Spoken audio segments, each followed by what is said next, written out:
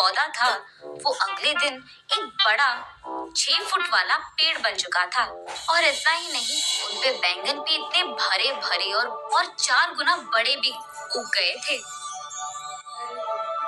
ये देख वनजाक्षी अपनी आंखों का खुद यकीन नहीं कर पा रही थी। पेड़ के पास आकर उसे जांचने लगती है। ये कैसे हुआ?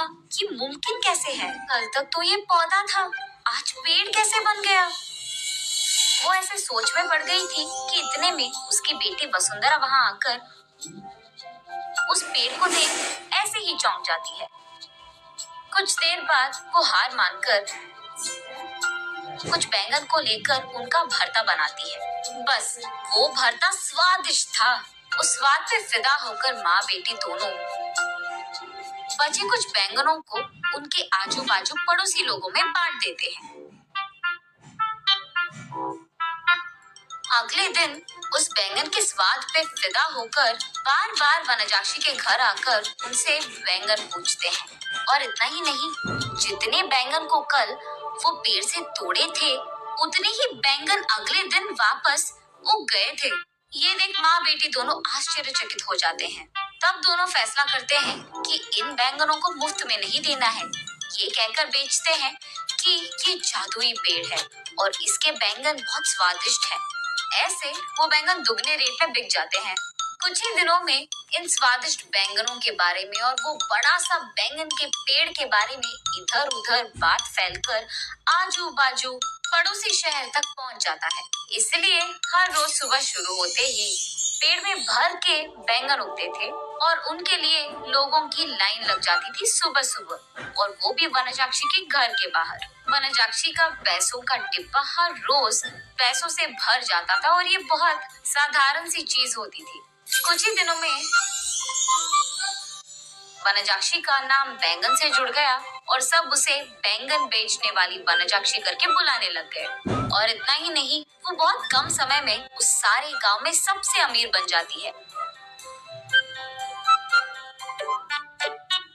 बड़ी सी बंगला बनवाती है और उस बैंगन के पेड़ के चारों ओर बाड़ लगवा देती है और उस पेड़ के पास एक सिक्योरिटी गार्ड को भी रख लेती है।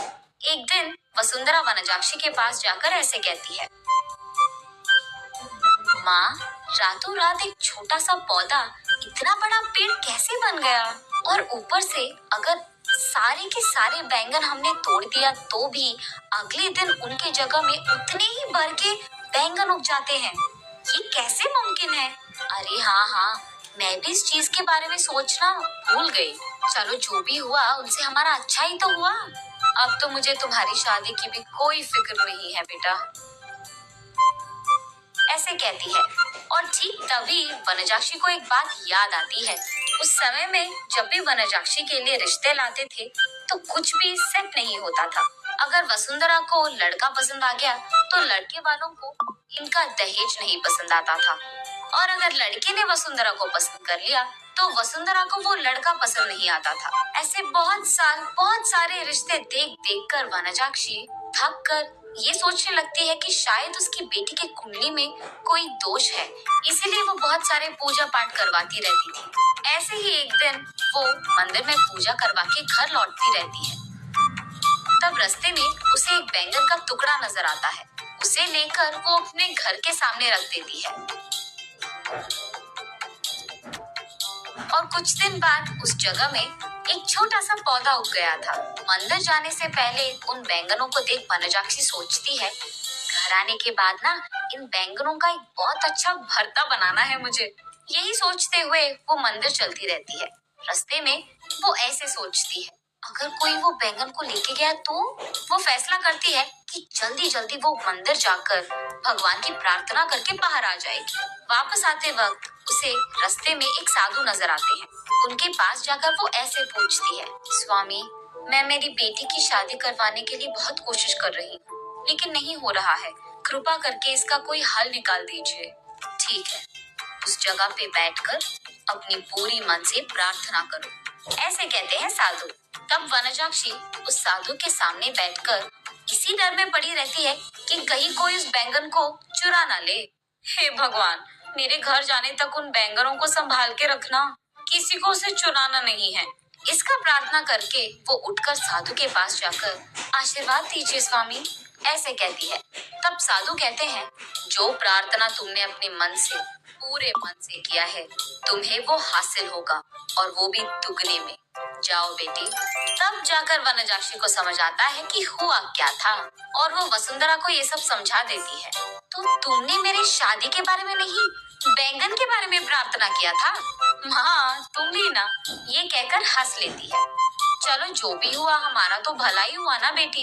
इस बैंगन के पेड़ की वजह से हम अमीर बन गए हैं, और कल ही तुम्हारा स्वयंवर है, तैयार हो जाओ।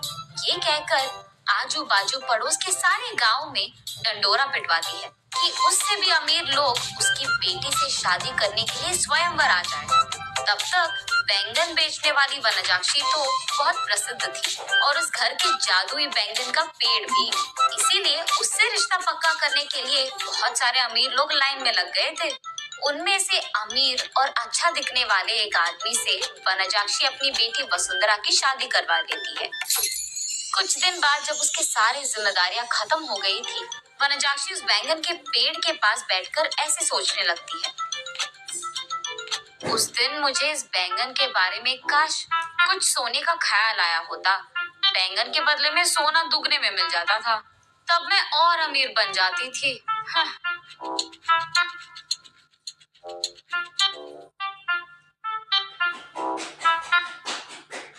अगले दिन सुबह उठ के देखने पर उस बड़े बैंगन के पेड़ के जगह में वही पुराना वाला छोटा सा पौधा था जो वनजाक्षी ने वहां लगाया था। तब वनजाक्षी को पूरी बात समझ में आती है। आशा करना तो अच्छा ही है, लेकिन लालच करोगे तो निराशा ही मिलेगी।